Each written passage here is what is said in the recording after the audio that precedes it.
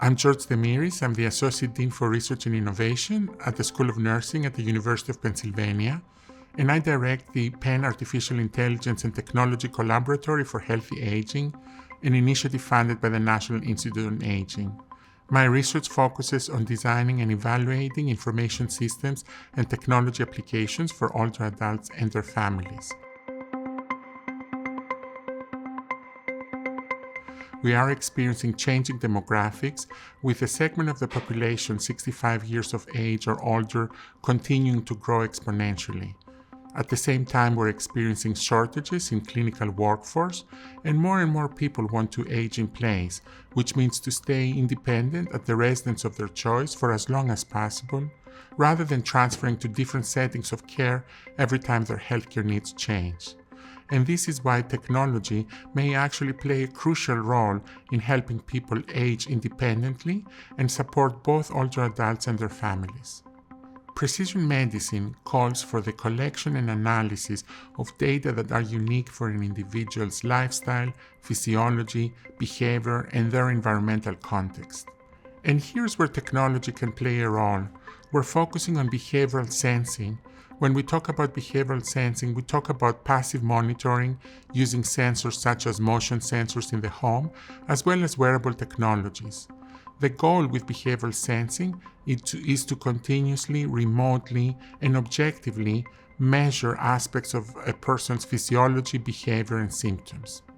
Behavioral sensing tools allow us to capture information about an individual's activities of daily living without needing a human observer to be on site, and it also allows us to not have to rely on self-report. We already know that when people try to log and report on their sleep quality or their activity levels, oftentimes that reporting does have some bias and people tend to over or under-report their activities. Similarly, with behavioral sensing, we can actually shift from episodic monitoring, where people are being assessed only once in a while during clinical encounters, to continuous monitoring, and more importantly, assess where people live in the real world rather than in a laboratory. One example is when we try to assess the quality of one's sleep. It's very different to measure sleep quality in a sleep lab where somebody has to spend the night wired with various cables and being monitored, versus assessing the sleep quality of an individual in their own bed, in their own home. The goal with collecting all the data is obviously not to have somebody at the other end look at all those data points in real time, but rather for us to develop the appropriate algorithms that will help us identify trends and patterns in the data and can notify us when something seems to deviate from what would be the normal pattern for that individual. So behavioral sensing allows us to shift from a more reactive model to one that's more proactive. Within the context of behavioral sensing, we often talk about smart homes. The term smart home was introduced in the 80s to refer mostly to energy-efficient buildings, but since then has actually been used in the health space as well, to refer to a residential setting that's wired with passive sensing technologies that allow for the assessment and monitoring of a resident's quality of life, activities of daily living, and well-being, with a goal to ultimately promote and improve quality of life and safety for the residents. Smart home sensors include commercially available motion sensors that can give us information how people move inside their home, or door and window sensors that can give us information as to when somebody has left their unit or has a visitor, and various other sensors such as bed sensors that can give us information about sleep quality, restlessness at night, or bathroom visits, stove sensors that give us information about meal preparation, and many more. The idea here is to collect this data to be able to identify patterns in the data as well as detect emergencies. So if somebody's spending more and more time being sedentary at home, or spending less time outside, becoming more isolated, experiencing more restlessness at night, or experiencing social isolation and loneliness, those are all data that can be used to more proactively address interventions that can help people stay at home more independently.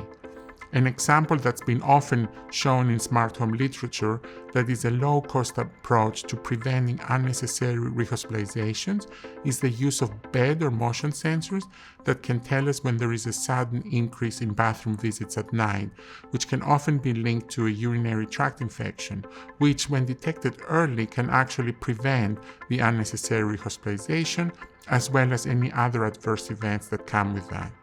Oftentimes, when we talk about passive sensing, people will argue that these technologies are not obtrusive because older adults do not have to learn to operate new hardware or software, but rather the technology works in the background without them having to actually operate the technology. And while that is a significant advantage and might be quite beneficial for older adults who are inexperienced with technology or those experiencing cognitive limitations or decline, we cannot really say that the technology is not obtrusive just because of the aspect of usability. We define obtrusiveness much more broadly to capture the summary evaluation by the user in terms of the attributes and characteristics of the technology that may be perceived as physically or psychologically prominent or undesirable by the user. The obtrusiveness framework includes multiple underlying themes, including privacy, which is a significant consideration when we think about home-based technologies and introducing monitoring technologies in a sacred space like our own home. Additionally, there's dimensions such as the usability of the technology, the physical aspect of how the technology integrates into the home, which also includes things like aesthetics and whether people have to change their daily routines to accommodate for the technology, concerns about long-term sustainability and whether people will learn to depend on a technology that may become unavailable later in the future, or they may not be able to financially or otherwise support it. Issues around self-perception and the stigma that may come with some of the technologies that may indicate to friends and visitors that one is frail or in need of assistance, and many other considerations that actually capture the different and complex characteristics of the user experience when living in the home with monitoring technologies that are serving the purpose of improving one's health. When thinking about introducing innovative technologies in the home, there's many considerations that we have to address. First of all, technologies tend to sometimes exacerbate existing inequities, so we have to consider health disparities when thinking about smart homes. Some of these technologies require sophisticated infrastructure or internet access that may not be available in every home. Similarly, we have to find how to effectively communicate both risks and benefits of smart home technology to individuals in their home so that they can understand the risks and benefits and have full informed consent.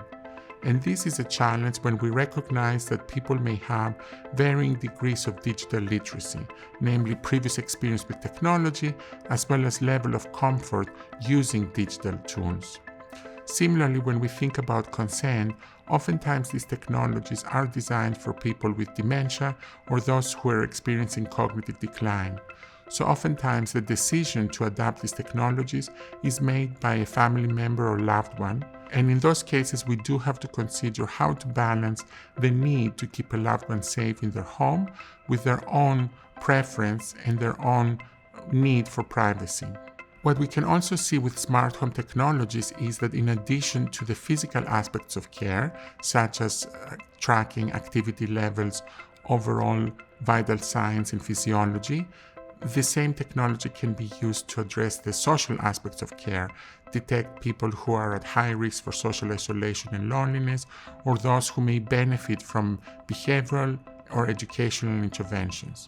In general, smart homes carry a lot of potential to support well-being and quality of life for older adults. More and more technologies are already widely used in our own homes, whether it is for safety or entertainment, and therefore these technologies are not introduced only for the purposes of health monitoring. We have the potential to harness these technologies to support older adults and their families, but we have to design the solutions recognizing the needs and the preferences of older adults in order to have appropriate and ethical use of technologies when it comes to home monitoring. Thank you for watching, If you're interested to learn more about projects and examples of the use of technology to support older adults and persons with dementia, please visit our website for the Penn Artificial Intelligence and Technology Collaboratory for Healthy Aging.